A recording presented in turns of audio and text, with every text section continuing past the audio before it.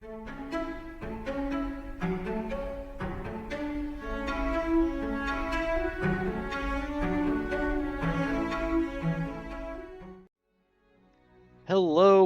friends and fellow adventurers. Thank you for joining me in today's video. This is hopefully going to be a short and sweet video. We are not going to do a session. We are just going to do a level up because at the end of our last session, session 8, we hit exactly enough XP to take us to level 2. So I'm going to go through and just do all the little things that we need to for each character to get them to level 2. And then at the end, I just got a couple notes and a couple extra rolls to figure out a couple extra things, and we'll go from there. So, with all that, let's get started. And we'll start with Zargo, of course, the main focus of our adventure. So, Zargo, she's going to, let me get to the correct page. Wealth and experience, and then I delete this. I'm not going to roll randomly for each thing like I did in the character creation, just because by the time I did that, once they reach like higher levels and it's all random mix match things here and there, it could be a really difficult character to play. And also, I want to try to choose thing. I'm not going to like power play, like, oh, this is the best if blah, blah, blah. But I will try to choose things that are thematically like correct. So you'll see what I mean because I have kind of a good idea of where I'm going to go with both characters anyway. So, boom, we are 1000 XP exactly. So, first up for Zargo, we have a class feat to select. Now, for Zargo, if you remember in our session 7, I think it was 0.5, but either way, session 7, nonetheless, we finally figured out that her curse is something inside of her, something that activates. Now, on the mechanical and meta side of it, this is something that, at least at first, I think she's going to work with it. I have thoughts. That's all it is, just thoughts. The dice really tell everything. But, so when she gets low on health, about the 25% threshold, somewhere around there, because that's actually where it activated exactly during that session. I thought that was kind of neat. So about the 25% health range is when her curse, is what we're just going to call it for now, till we figure out more about it, is going to activate. Now, her eyes glue and her body kind of like started to steam, like the blood in her hands. I kind of just mentioned that. At the time, I was just throwing things out of my mouth, but I thought about it, and I think I can do something with that, something really fun. And what came to me is the Kineticist dedication. Now, at level 2, you get to take a dedication feat instead of a class feat. And I'm going to do that for sure. Because also, she has a pretty decent constitution anyway, just from what we rolled. So we're going to add and close for the kineticist. So when she gets low on health, her eyes are going to, it's basically, I thought about it too, like I thought this separately, but it made me laugh, like Avatar, The Last Airbender. When you go into Avatar state, your eyes glow, boom, and kineticists are basically just earthbenders, firebenders, waterbenders. So it feels really familiar and it feels really fun. So I really like that. So Zargo is going to be dedicated into Kineticist. So add and close. One of the side notes that I was going to touch on at the end, but I'll touch on it now because it is relevant, is I did make one slight alteration because if anyone cares or even watched the creation video of Zargo, she had a +2 intelligence and a +2 constitution, but since I'm going the route of the kineticist and the way I've been kind of like playing Zargo anyway, she's not really that smart and educated sounding. She's just really fun and kind of like bumbling idiot kinda. I use that loosely, but anyway, point is I took 1 point out of her intelligence, so she's gonna have a +1 now, but I'm gonna put 1 extra into con, so she's gonna have a +3 con, which will help in the future just for the kineticist side of everything. Regardless, now we get to roll today though, because an extremely most important part about being a kineticist is what element is she going to be able to bend. Now, I did not want to choose this. I wanted the dice to choose this. And I believe there are 6 options. Yes, there are. So I'm going to roll my metal d6. And this is going to decide Zargo's kineticist element, the element that's going to spark when she reaches low health. All right, I'm kind of nervous. Honestly, I'll be happy with any of them. So let's see. All right, D6. What kineticist is Zargo? Wow, I have to hit the roll tower. All right, what? Let's try this again. Drum roll, please. What element is Zargo going to be able to manipulate? 3, 1, 2, 3, fire. Okay, I like it. It's the way I described it, it made sense for it to be fire, but like I said, I would have been happy with really honestly any of them because they are all really awesome in their own right. If nobody's played a kineticist and they're watching this and you don't know what character to make, I strongly recommend a kineticist, especially if you're familiar with the Avatar, Last Airbender, Korra, all that whole universe. It's really fun and flavorful, and they're honestly really powerful characters anyway. But awesome fire element, that's cool. Add and close, beautiful.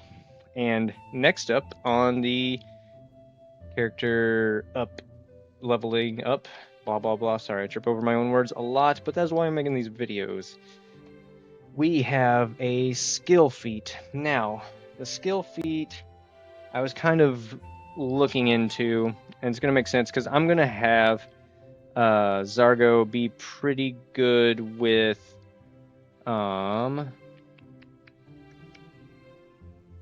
her crafting. Sorry, I paused because I'm looking for what I was going to go with.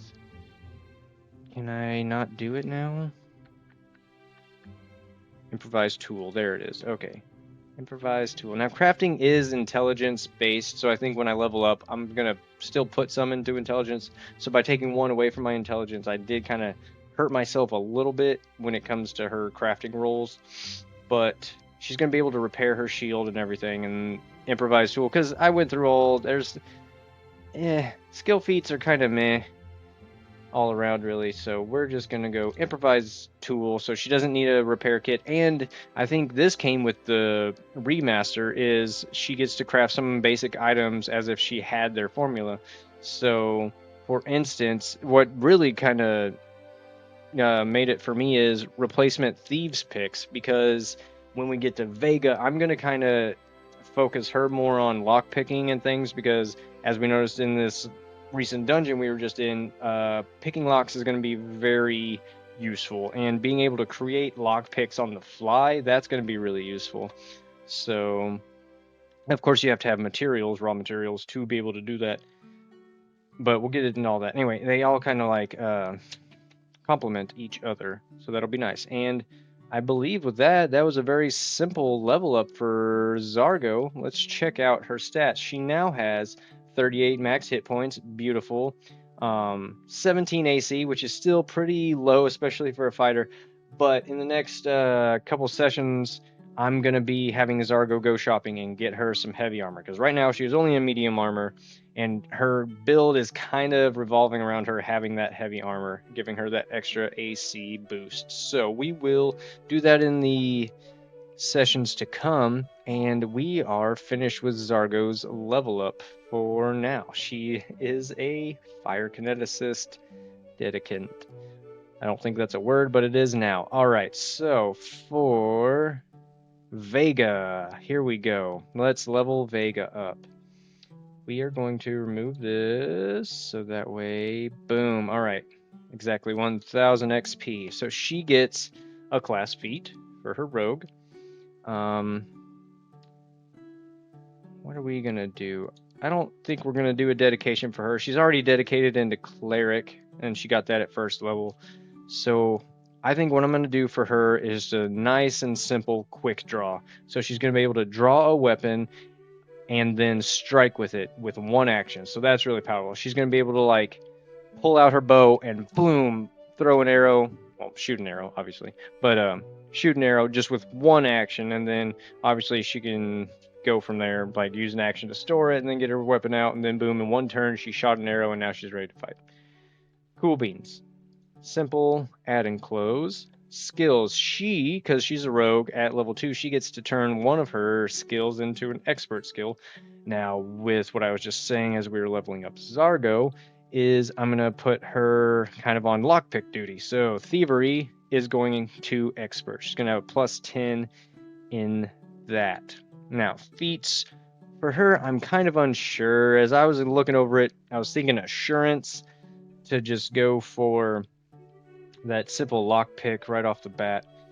That way she can guaranteed, because I thought it was just 10 plus whatever your bonus is, so I thought she's going to be able to get just like a 20 automatically no matter what, but it doesn't add your dex, I believe. It only adds your proficiency bonus, which includes your level, blah, blah, blah, blah.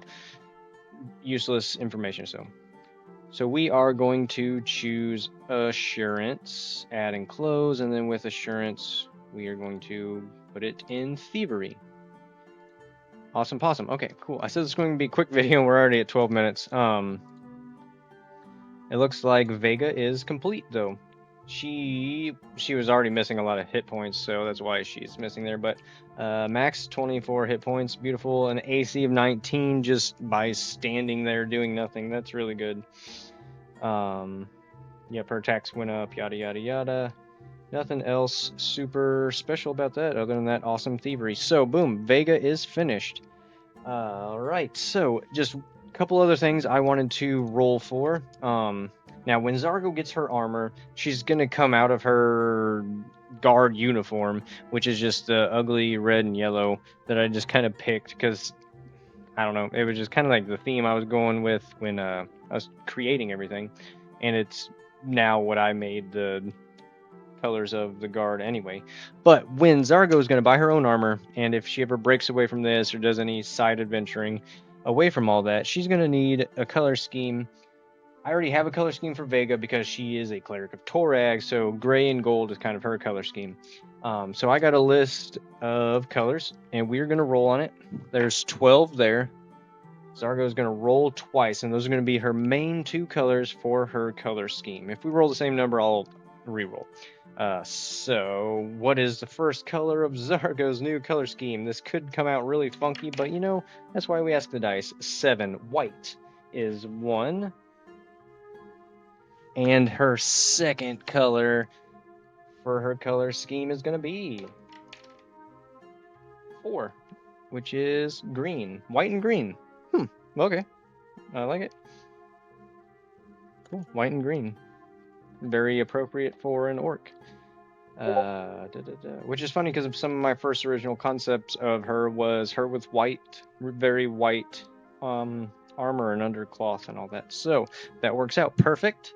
And one last thing before we go ahead and finish up this video, I'm going to add, if you can see it here on the screen, I'm going to add a calendar. Obviously, it's just for funsies. It's not really going to matter, but just to keep track of the days and the months.